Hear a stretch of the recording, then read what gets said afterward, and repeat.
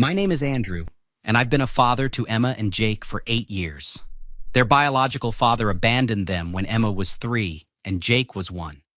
I met their mother, Rachel, when Emma was 4, and I fell in love with all 3 of them.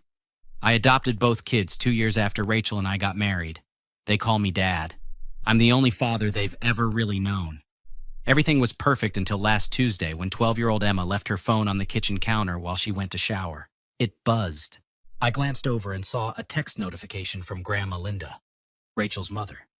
The preview made my blood run cold. Don't let him fool you, sweetheart. He's not your real father. Your mother trapped. I picked up the phone. My hands shook as I scrolled through the messages, dozens of them, going back months. Your real daddy loved you, but Andrew made him leave. He only married your mom for her money. He doesn't really love you. You should call him Andrew, not Dad. He's not your real father.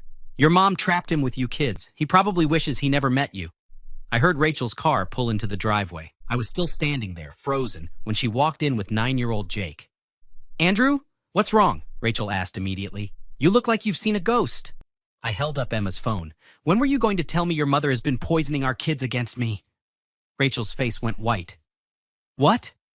Read it, I said, handing her the phone. Go ahead. Read what Linda's been telling Emma. Rachel scrolled through the messages, her expression shifting from confusion to horror to rage. Oh my God, Andrew, I had no idea. Mom, what's going on? Jake asked nervously. Go watch TV, buddy, I said gently. Your mom and I need to talk. After Jake left, Rachel collapsed into a chair, still staring at the phone. I knew Mom was upset when you adopted them. She kept saying I was erasing their real father and that I'd regret it. But this is evil, I finished. This is evil, Rachel. She's been systematically trying to destroy my relationship with my own kids.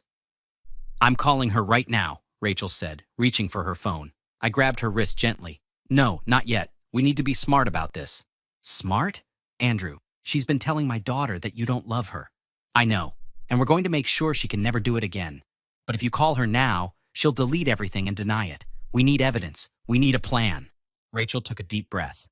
You're right. God, you're right. What do we do? First, we screenshot every single message on Emma's phone. Then we check Jake's phone. Then we call a lawyer, I said. Linda doesn't get to walk away from this. We spent the next hour documenting everything. Emma came downstairs, saw us with her phone, and burst into tears. I'm sorry, Dad, she sobbed. I didn't know if Grandma was telling the truth. I was so confused.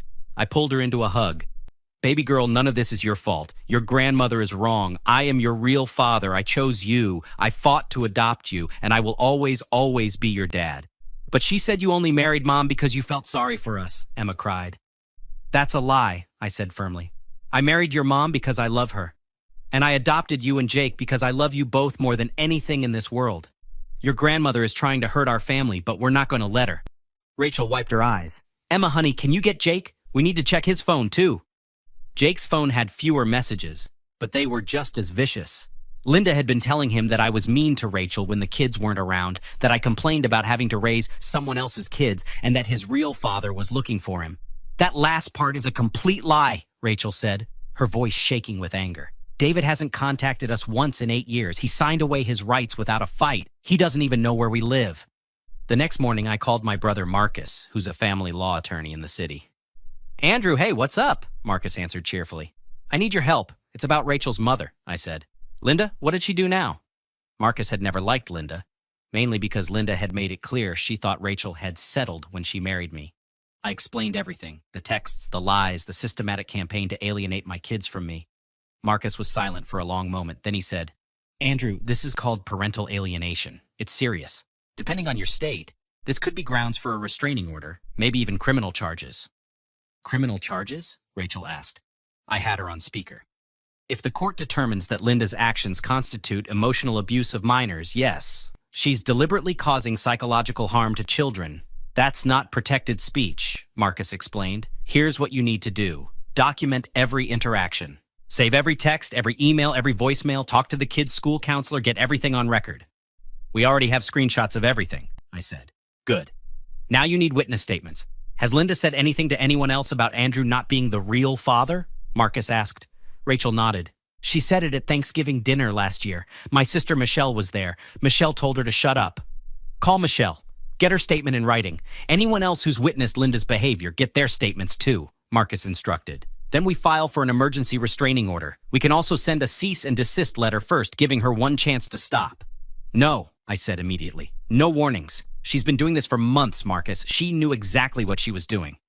I understand. Then we go straight for the restraining order. I'll need you both to come to my office tomorrow with all the evidence. Bring the kids too. They may need to give statements, Marcus said. That afternoon, Rachel called her sister Michelle. Michelle, I need to ask you something about Mom, Rachel began. If this is about Thanksgiving, I already told her she was way out of line, Michelle said. I'm sorry she said that stuff about Andrew not being the real dad. That was disgusting. It's worse than that, Rachel said, and explained about the texts. Are you kidding me? Michelle exploded. Rachel, I'm coming over right now. I'm writing everything down. That woman has lost her mind. Michelle arrived within the hour. She sat at our kitchen table and wrote a detailed statement about Linda's behavior over the years. She told me at Christmas that Andrew was playing house with your kids, Michelle said, her pen flying across the paper. She said you should have waited for David to come back. I told her David was never coming back, and she said, you'll see. He'll realize what he lost. She's delusional, I muttered. She's dangerous, Michelle corrected. Emma and Jake worship you, Andrew. If Linda succeeds in poisoning them against you, that's trauma they'll carry forever. Rachel called Emma and Jake's school counselor, Mrs. Peterson, next. Mrs. Peterson, this is Rachel Harrison. I need to discuss something sensitive about my children, Rachel said. Of course, Mrs. Harrison. What's going on? Mrs. Peterson asked. Rachel explained the situation. There was a sharp intake of breath on the other end. I need to see those messages, Mrs. Peterson said immediately. This is emotional abuse. I'm mandated to report this kind of behavior. Can you send me screenshots? We're filing for a restraining order tomorrow, Rachel said. Good. I'll write a statement supporting your case. Has either child shown behavioral changes at school? Emma's been withdrawn the last few weeks. Jake's been getting into fights, which isn't like him, Rachel admitted. I've noticed Emma's grades slipping, Mrs. Peterson said quietly. I thought it was typical preteen stuff, but this explains it. These children need protection, Mrs. Harrison. I'll have my statement ready by tomorrow morning. 3 days later, we had our court hearing for the emergency restraining order. Marcus presented our evidence to Judge Catherine Reynolds. Screenshots of hundreds of texts, written statements from Michelle and Mrs. Peterson, and testimony from Emma about how confused and hurt she'd felt. Judge Reynolds read through everything with an increasingly severe expression. Mrs. Harrison, I need to inform you that based on this evidence, I'm issuing an emergency restraining order against Linda Matthews, Judge Reynolds said. She is not to contact your children in any way. No texts, no calls, no social media, no showing up at their school. Violation will result in immediate arrest. Your Honor, may I address the court? Linda's lawyer stood up. Linda had brought her own attorney, which told me she knew exactly how serious this was. Go ahead, counselor, Judge Reynolds said. My client maintains that she was simply trying to ensure the children knew their biological heritage. She had no malicious intent. Counselor, I've read the messages, Judge Reynolds interrupted coldly. Your client told a 12-year-old girl that her father doesn't really love her. She told a 9-year-old boy that his mother trapped his father. This wasn't educational. This was deliberate psychological manipulation of minors. Judge Reynolds turned to Linda directly. Mrs. Matthews, do you have anything to say for yourself? Linda stood up, her face red. That man is not their real father. I have every right to tell my grandchildren the truth. The truth? I couldn't stay quiet anymore. The truth is, I've been their father since they were toddlers. I've been to every soccer game, every parent-teacher conference, every doctor's appointment. Where was their real father? He walked away and never looked back. Mr. Harrison, please, Judge Reynolds said gently. Then she turned back to Linda with steel in her eyes. Mrs. Matthews, Andrew Harrison is legally these children's father. He adopted them. His name is on their birth certificates. Your attempts to undermine his parental relationship constitutes parental alienation, which is a form of emotional abuse. This is ridiculous, Linda shouted. Rachel, are you really going to let them do this to your own mother? Rachel stood up, her voice steady. Mom, you did this to yourself. You tried to destroy my family. You tried to make my children doubt the one man who's never let them down. Yes, I'm letting them do this. In fact, I'm the one who pushed for it. Linda's face crumpled. Rachel, please. I'm your mother. I was just trying to protect them. Protect them from what? Rachel's voice cracked. From being loved, from having a stable home, from having a father who actually wants them? From being lied to, Linda screamed, from thinking that man is their father when he's not. Judge Reynolds slammed her gavel. Mrs. Matthews, that's enough. The restraining order is granted for 1 year. During that time, you will have no contact with Emma or Jake Harrison. Additionally, I'm referring this case to the district attorney's office for potential charges of child psychological abuse. Linda's face went white. Charges? You can't be serious. I'm extremely serious, Judge Reynolds said. Bailiff, please escort Mrs. Matthews out. As Linda was led away, still protesting, she locked eyes with me. You've turned my daughter against me. You've stolen my grandchildren. You'll pay for this. Marcus stepped forward immediately. Your Honor, I'd like that threat on the record. So noted, Judge Reynolds said. Mrs. Matthews, any further threats or attempts at contact will result in immediate arrest and prosecution. Do you understand? Linda didn't answer. She just glared at me as the bailiff walked her out. 2 months later, the district attorney charged Linda with 2 counts of child emotional abuse. Her lawyer tried to negotiate a plea deal, but the DA wasn't interested. The trial lasted 3 days. Emma had to testify, which broke my heart, but she was brave. How did your grandmother's messages make you feel, Emma? The prosecutor asked gently. Emma's voice was small but steady. They made me feel like my dad didn't really want me, like I was just something he had to deal with. It made me scared that one day he'd leave like my biological father did.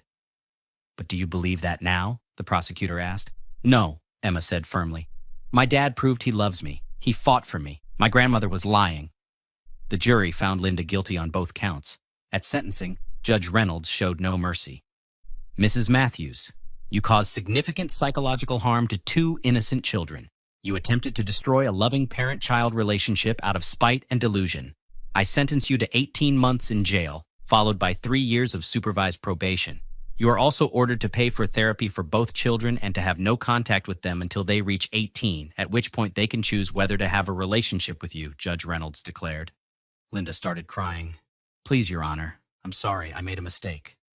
You made dozens of calculated choices over several months, Judge Reynolds corrected. You didn't make a mistake. You ran a campaign to hurt your own grandchildren. Take her away. Rachel squeezed my hand as Linda was led away in handcuffs. Outside the courthouse, Emma hugged me tight. I'm sorry I ever doubted you, Dad. You have nothing to apologize for, sweetheart. You were being manipulated by an adult you trusted. That wasn't your fault, I said. Jake looked up at me. Dad, is Grandma Linda going to try to hurt us again?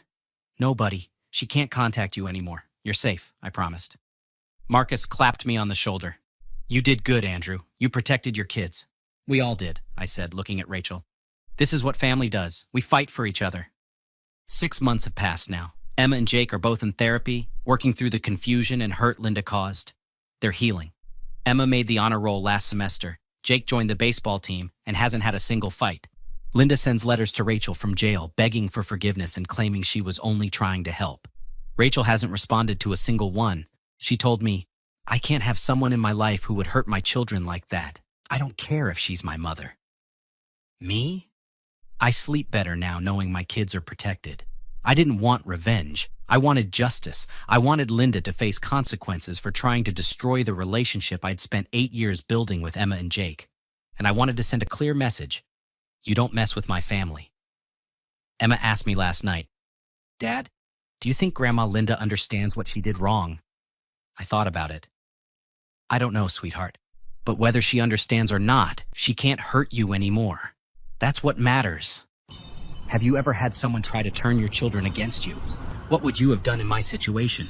Like and subscribe for more stories about people who refused to be victims and fought back the right way.